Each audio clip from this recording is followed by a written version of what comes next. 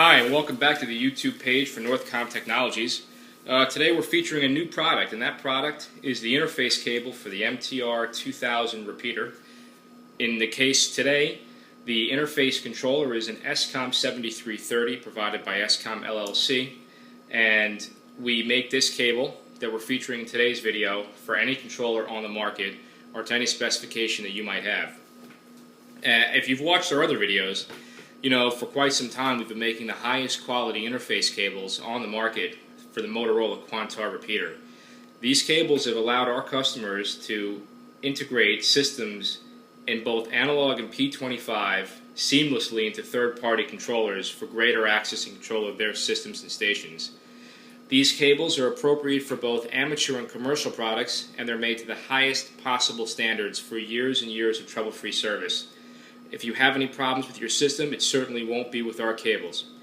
Today's cable is very different than the Quantar cable. The MTR 2000 repeater, as well as the MTR 3000 Moto Turbo repeater, have a systems interconnect connection, also known as systems connection J5. That's a bit of an unusual point to connect to because it's a 96-pin Eurocard style connector. Many people have done interfaces at this point.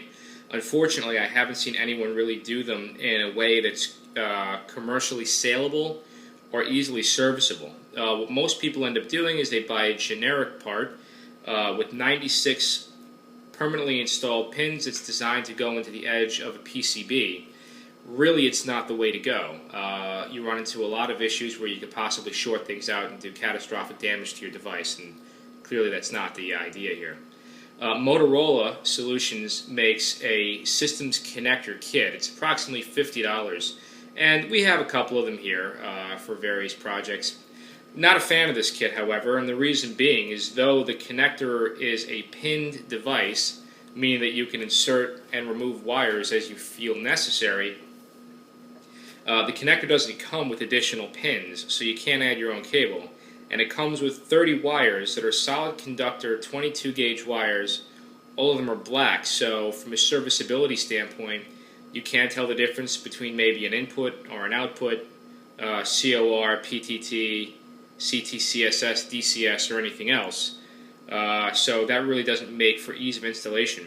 Now, of course, when we build our cables and we build a system, should you desire, the thing that we're always thinking about is the next technician who's going to have to work on it. So, of course, we provide color-coded cables that are consistently the same no matter what kit you order, and they're easily identifiable and field repairable should you need to replace anything. So, in the vein of building the best possible kit, we have sourced a very nice connector for the J5 systems connector. And that's this connector right here. It's the 96-pin Eurocard style kit. But unlike the ones that most people use, this is a pinned connector so that all of our wires are pinned with U-barrel crimps and they're inserted into the proper row and the proper column. There is no exposed metal here anywhere. So should anybody drop a tool or a screwdriver here onto this connector, it's going to be fully protected. And of course this fits the station perfectly. So these two tabs here and here will be locked into the back of the backplane with the provided metal bracket. And that makes a connection totally secure. As with all our cables, we provide the connector. Everything is covered in a heat and a highly abrasion resistant black braided sleeving. We incorporate the same RFI beads that are found in our Quantar cables. Again, these beads are recommended for the MTR and MTR 3000 stations, especially when we're moving audio around, such as we are here. The cable is 60 inches in length. That's the longest length we will generally make. The cable breaks out to the end to two smaller wires. And in the case of the SCOM 7330, we have our 2-terminal Phoenix connector with our custom molded shielding on the outside to provide for very, very, very strong resistance against pulling and tugging. This is not going to come apart. And the audio and signaling connection is the highest quality Amphenol DB9 metal housed connector. Now, for those of you who have never worked with the MTR 2000 before, or who have never had to interface, the interface here is a little bit more complicated than the Quantar station. The reason for this is because pin A17 is the audio input pin for the MTR 2000, and this pin must be protected from any sort of a DC bias voltage. Now, high quality controllers such as the SCOM and other controllers that are very popular such as the CAT and Linkcom generally always include a DC blocking cap in the transmit and receive audio lines. In our research and development testing of the MTR 2000, we unfortunately found that the DC blocking circuitry within all of the controllers that we have in the shop are not sufficient to decouple A17, the transmit audio line, from DC, and it causes significant problems with the operability of the station. Essentially, it won't work, and should you try to make a cable without the specified DC blocking cap, you'll destroy the audio circuitry in the MTR. Now, Motorola recommends, for alignment and testing purposes, a 100 microfarad capacitor between the audio source and A17 on J5. If you're using a polarized capacitor such as we are, you're going to have to make sure the polarity is set correctly. Now, because we overbuild everything here and we plan for every eventuality, we have an electrolytic Nishikon capacitor, super low ESR inside the housing of the DB9. That capacitor is rated for up to 25 volts. The bias voltage on here at its highest point is approximately 2.5 volts DC, so we are well beyond anything we would ever experience coming from or to the station. And this is a 100 microfarad cap, and of course the measurement there is important for the audio characteristics of the machine.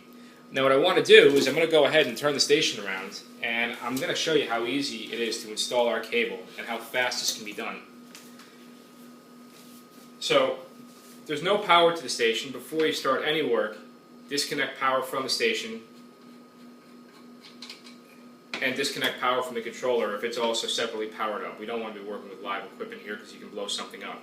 I'm going to go ahead and turn this around.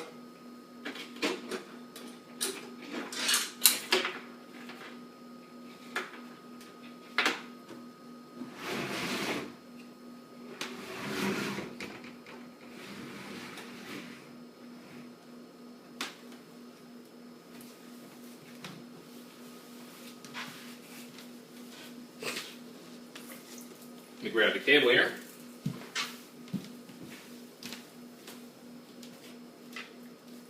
Now, depending on how or when you got your MTR 2000 or 3000 station, you should have been provided with this metal bracket right here. This bracket is critical. It holds the systems connector in place against vibration, pulling, and tugging. Now, with our cables, because we're only using 10 or 15 pins, we don't have the same plug and pull resistance that you would have from all 96 pins being occupied. Therefore, it's very easy to plug this in. It is also very easy to unplug it. If you do not have this metal bracket, let us know before you buy the cable. We will get it for you and we will provide that to you. It is critical. Now, the first thing you want to do, again with your station powered off, so we're going to go ahead and we're going to install the systems connector. This station came with a factory duplexer. Just for the purposes of this film, it's been removed because we wouldn't be able to show you this. But of course, this is the receiver input from the duplexer. This is the receiver, or excuse me, to the preselector. This is the receiver input to the preselector, and this is to the receiver. Excuse me, I misspoke. And this is your antenna port. This is your transmit port right here, and of course, it's a battery backup station. So these are gendered connectors. The 3 red wires and the 3 black wires on the right-hand side are for our power. These go to the right-hand side of the station. It's marked back here. It's the side that says C32, or the side where the power terminal is. Now we're going to go ahead. We're going to plug that in. You can't plug it in the wrong way, so don't worry about that. It won't go in. The screw on the back is a Torx size T20 20, so have one of those drivers handy before you start this. we're going to go ahead. We're going to get our bracket in there. The bracket goes on only one way. Just have to move some of the cabling around.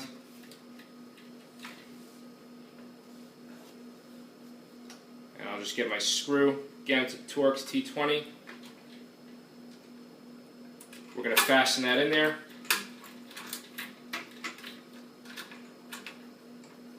And just finger tight. We're not using a ratchet or a wrench on this. Finger tight is sufficient. Now, were we to be installing this in a rack, of course, we would secure this cabling in here, leaving slack so as not to have any tension on the systems connector. And then obviously we would replace our pre-selector. Now the next connections are to the controller. And we're halfway done. The first connection I always make is to the port. In this case it's port 1. And the next and final connection to the controller is going to be obviously to power. Just to let you know, the MTR 2000 is a logic high output station. That's how it comes programmed in the RSS. Now, for those of you who are used to programming other repeaters such as the Quantar, you're used to signals that are logic low, and you can leave the jumpers inside the SCOM 7330 exactly where they are. You're going to have to open up your 7330 if you don't send it to us first. And you're going to have to move the jumpers from COR and CTCSS off of the port area, and you're going to have to move them over to the invert row of headers so that the station properly recognizes CTCSS high and COR high. Of course, if you don't do this, what's going to happen is the station is going to key up and the polarities are going to be all wrong and it's not going to work properly. So just a note. Now, our station is fully interfaced. The programming here has already been done. You must program the RSS in order for this cable or any interface to work properly. There are some complexities here. It's not quite as intuitive as the Quantar.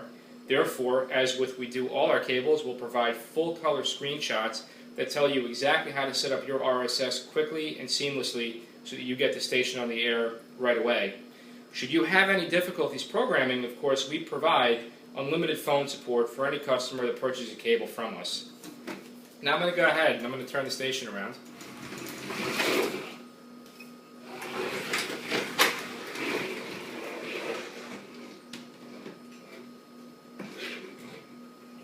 And the first thing I'm going to do before the demonstration begins is we're going to connect the dummy load.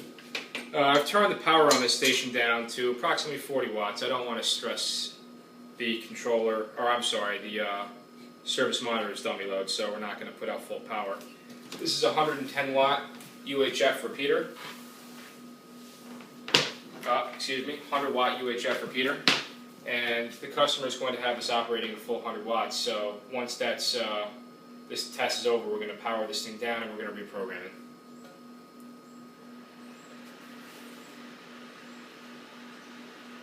Now you can hear the fan test. The repeater is going through its restart mode. As you see, power to the controller comes on right away, and the repeater is going through its reset mode.